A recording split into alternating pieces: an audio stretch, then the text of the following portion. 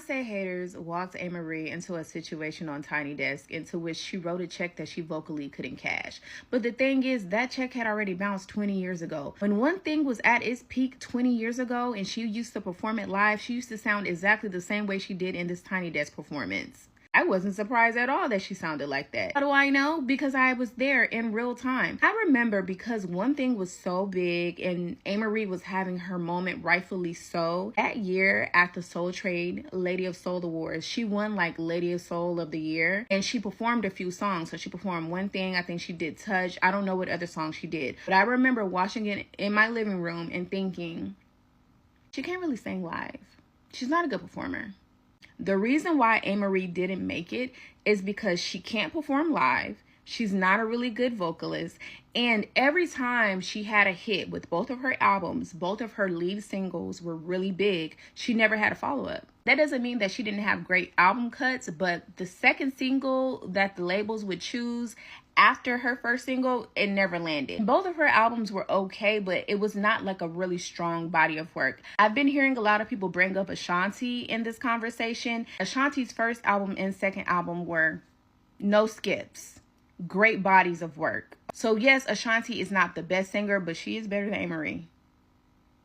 That's one thing we need to make sure that we say. She is better than Amerie. I hope that we can go ahead and put this whole conversation about Amerie and Beyonce wouldn't be as big if Amerie blah, blah, blah.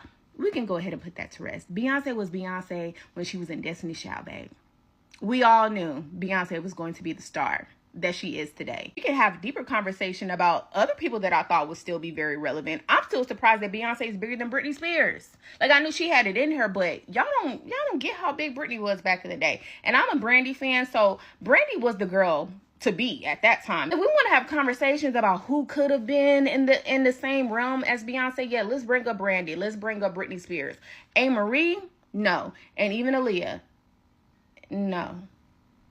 I don't know what else to say here. I don't know what you guys were expecting from Amerie's Tiny Desk. Just like I don't know what y'all were expecting from Lil Wayne the Carter Six. But that's a whole nother conversation. I just watched the Amerie Tiny Desk concert, and all I can say is, what a wow. What a wow, my darling. Let's talk about this. Hi guys, I'm Lebo Lion, the voice of marketing and your friend in all things marketing, brand building, and sometimes pop culture. I am heartbroken by what I saw on that Tiny Desk concert. I mean, some of us grew up with Amerie. She was our girl with the thighs and the legs, and she just sang. She looked so cute. Is this one thing that got me tripping? I mean, I still listen to her songs to this day. I was a fan. I was a huge, huge fan. And you know what? In my heart, I am still a fan of the Amerie we knew back then. This Amerie that we're listening to, I don't know her.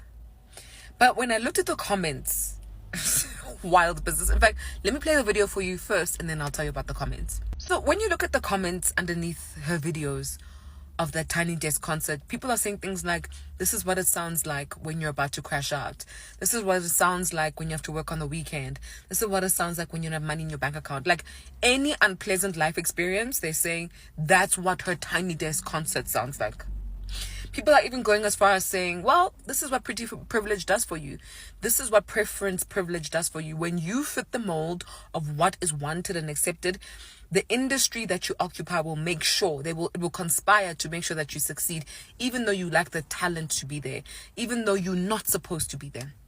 And obviously, people will get upset by that statement because if they are recipients too of that kind of privilege, they don't want to admit that it exists. Because then it means that they are not working hard enough to get whatever it is that they're trying to do, which is not always true. But let's not lie. Like, life is life. Privilege is privilege. You're a recipient and that's okay. Life goes on. I don't know how to live this down because, wow, I can't believe this.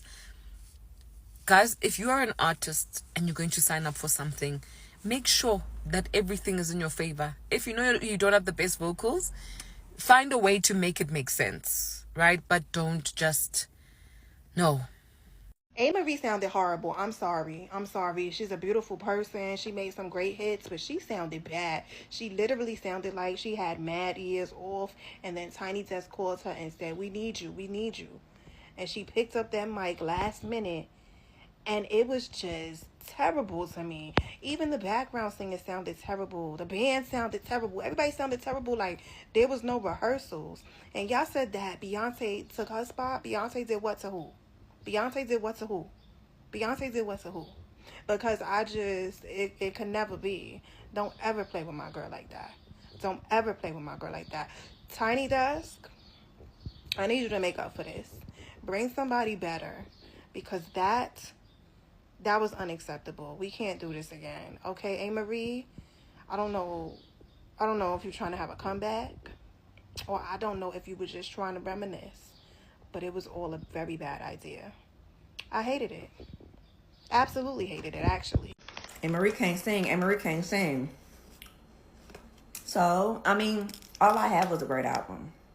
Have you ever listened to All I Have? It's a great album. Start to finish, no skips. Well produced. The songs are amazing. You know, did she put her best foot forward on the Tiny Desk? No.